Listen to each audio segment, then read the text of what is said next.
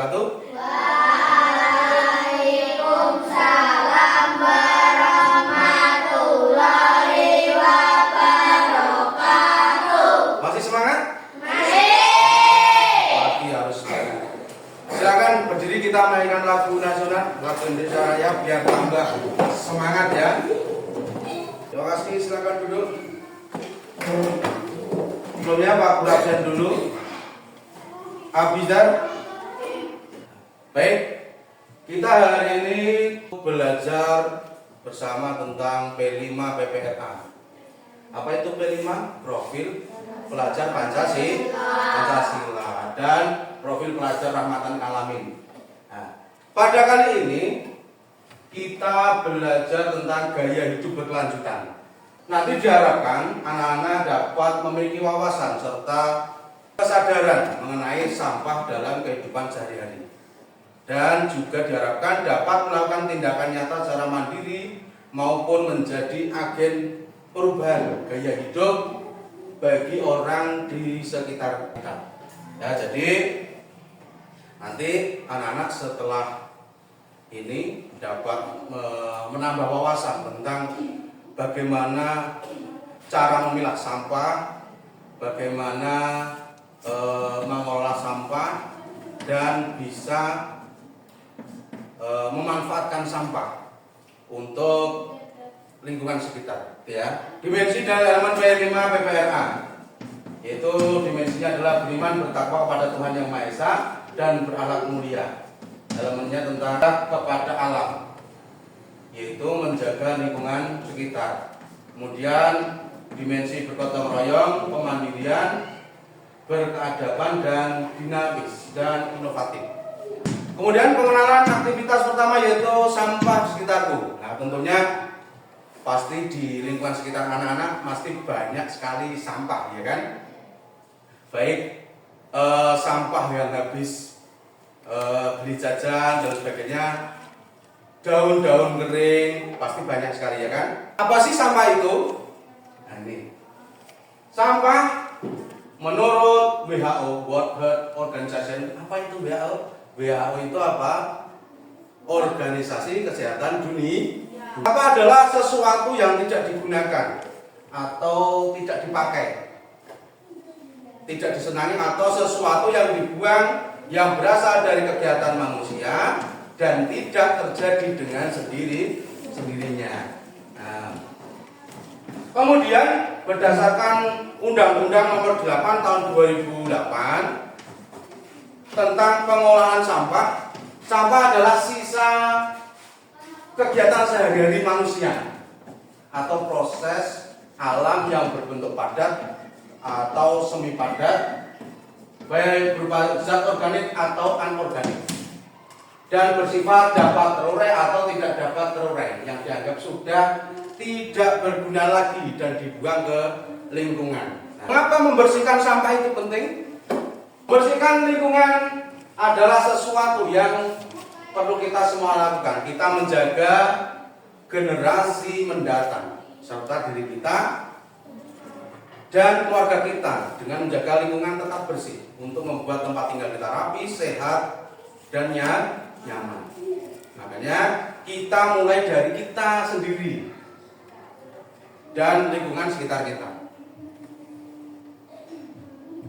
Nah, sejauh mana masalah sampah di Indonesia? Kita lihat. Sejauh mana masalah sampah di Indonesia? Nah, ini sampah-sampah di Indonesia bahkan sudah sampai berbentuk gunung-gunung. Indonesia menghasilkan 66 juta ton sampah plastik per tahunnya. Lalu apa solusinya? Memilih atau memilah adalah salah satu langkah awalnya. Jadi mulai dipilah sampah yang organik dan anorganik. Jadi biar tidak menjadi satu sampah itu.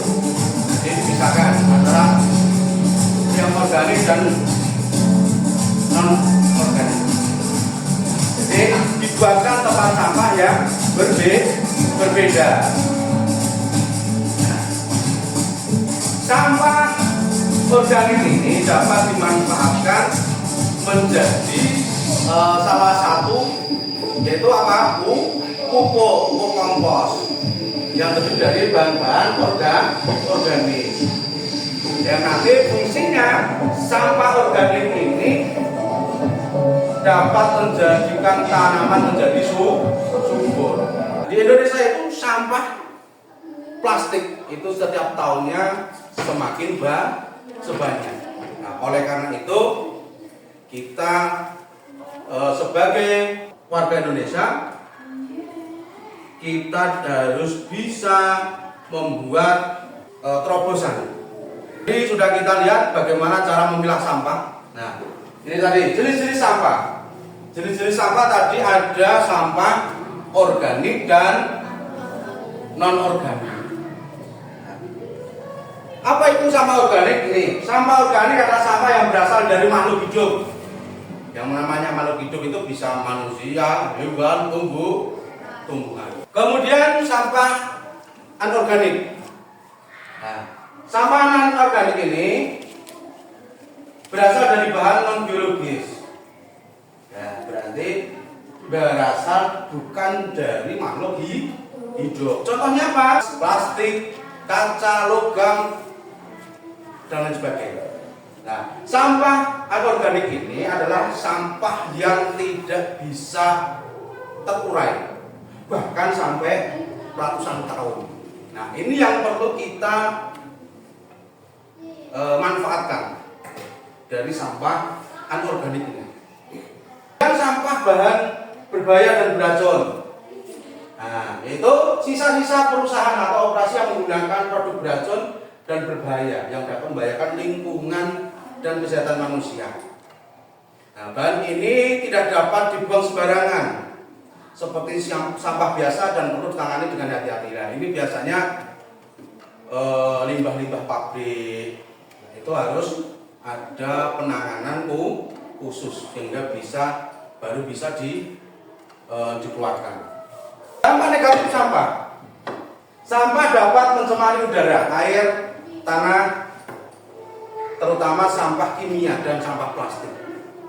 Sampah dapat bocorkan material berbahaya ke dalam tanah dan mencemari sumber air tanah. Jika lingkungan kita sudah tercemar, nanti kehidupan menjadi tidak sehat. Kemudian kerusakan ekosistem. Jika banyak sampah-sampah plastik yang ada di dalam tanah, menyebabkan apa? Tanahnya tidak menjadi subur, sehingga tanahnya bertandus, tidak ada tumbuhan yang hidup. Kemudian ketika sampah ini sudah banyak dan dibuang sembarangan, misalkan dibuang di selokan dan lain sebagainya, maka ketika hujan akan menyebabkan yang namanya banjir. Itu manfaat membersihkan sampah. Manfaatnya adalah lingkungan menjadi bersih, sehat, tentu meningkatkan kualitas hidup, mencegah bencana, kemudian melestarikan alam, dan tentunya yang terakhir kalau kita bisa memanfaatkan sampah, ini juga dapat bernilai ekonomi. Pengamatan dan jenis volume sampah. Nih, ini sampah dapat berupa plastik ya, sisa-sisa kita habis makan. Ya biasanya ini kan ada bungkus plastik. Nah, itu harus dibuang dan dipisahkan dengan sampah-sampah yang anorganik. Baik, kita akan membuat ekobrik. Ya, silakan mejanya dijadikan satu. Kita mempraktekkan membuat ekobrik. Silakan dikeluarkan semua alat-alat dan bahannya. Perhatikan ya. Ini cara membuat ekobrik.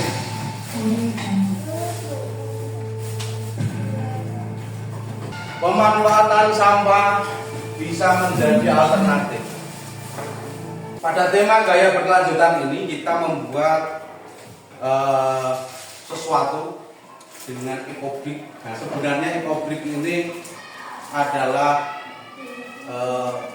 bahan yang digunakan bisa digunakan menjadi rumah, bisa digunakan menjadi pot bunga, tempat duduk, meja, kursi, dan sebagainya. Nah, pada kali ini kita akan membuat rak sepatu sederhana dari bahan ekobrik, ya.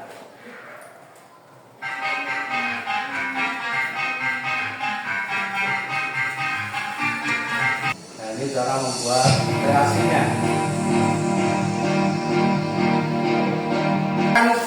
Sekarang sampah yang didapat silahkan digunting-gunting kecil-kecil seperti tadi.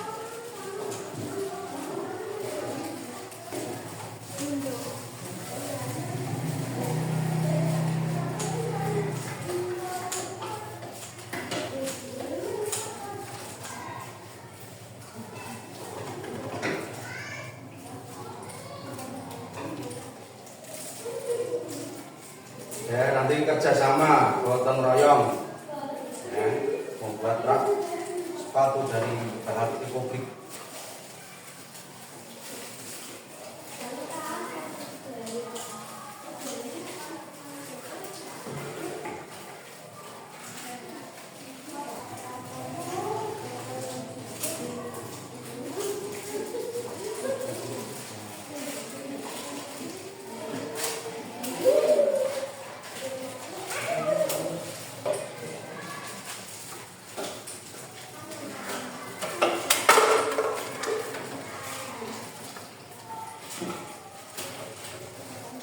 Yang sudah terpotong kecil-kecil silakan dimasukkan ke dalam botol, ya.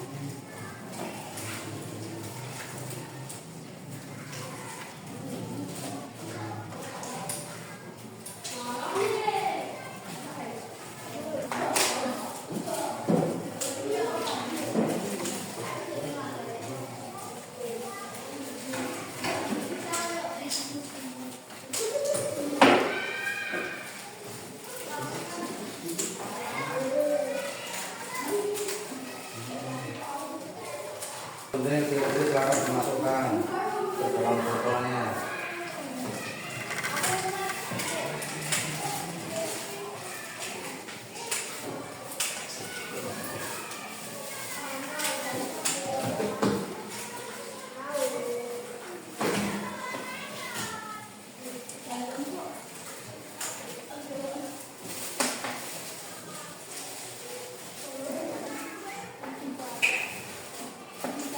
Itu yang ada masih ada labelnya di botolnya itu bisa diambil dimasukkan. Ini.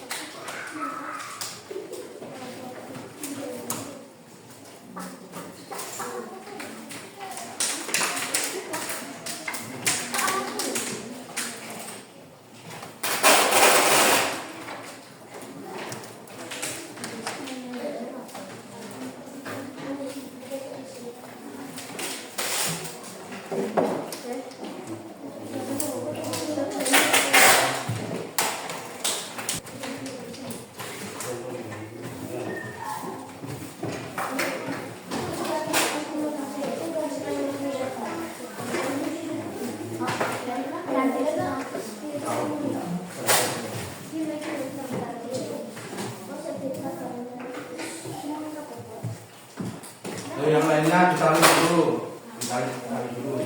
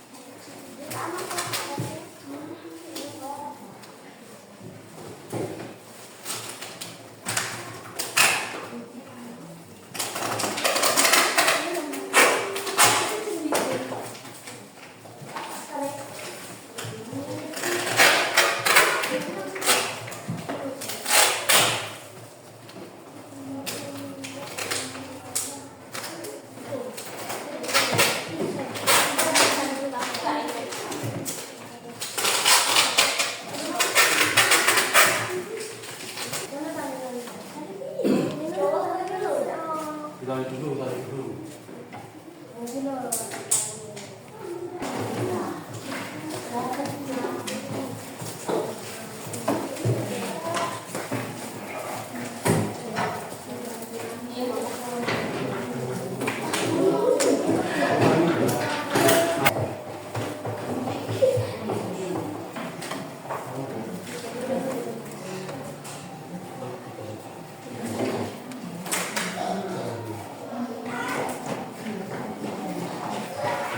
Kasih tali kalau bisa.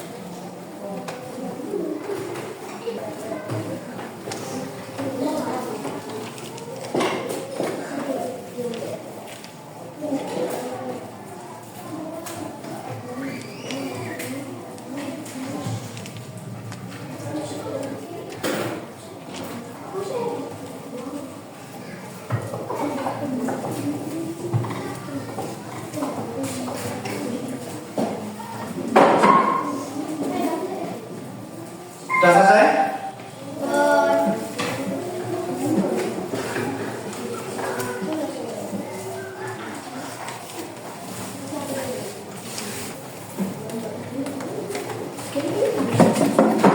Sudah. Ya, silakan duduk dulu. Mana hasilnya? Silakan mana hasilnya?